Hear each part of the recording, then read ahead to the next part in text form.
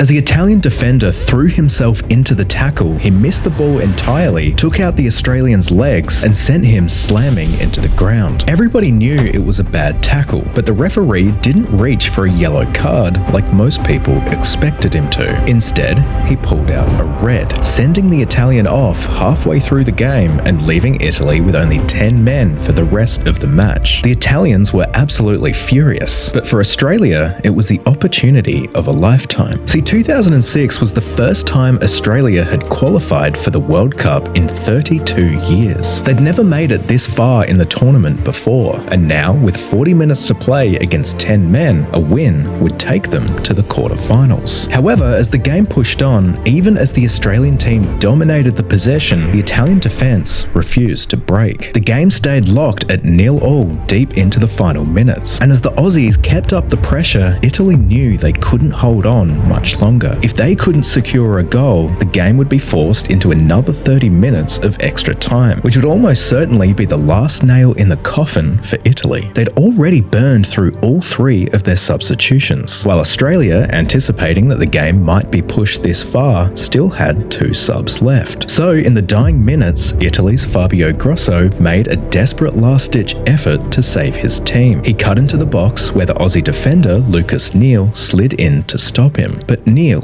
missed, and Grosso had a clear path to run on and take his shot, but he didn't do that. Instead, he stepped straight into the defender and he just flopped onto the ground. To the Australians, it was obviously a dive, but the referee thought otherwise. Italy were given a penalty kick, and with the very last kick of the game, they scored. Italy won the game 1-0. Australia went home, and months later, FIFA's own president, Sepp Blatter, went on Australian TV to apologise for the refereeing. But for Australia, in some ways, it was a blessing in disguise. The inspiring but ultimately heartbreaking run put the World Cup on the country's radar in a way that it never had been before. And after having waited 32 years just to qualify, Australia has now made it to every single World Cup since. Italy won the 2006 World Cup, and they've made it to a few more since, but they haven't actually qualified for a single World Cup ever since the introduction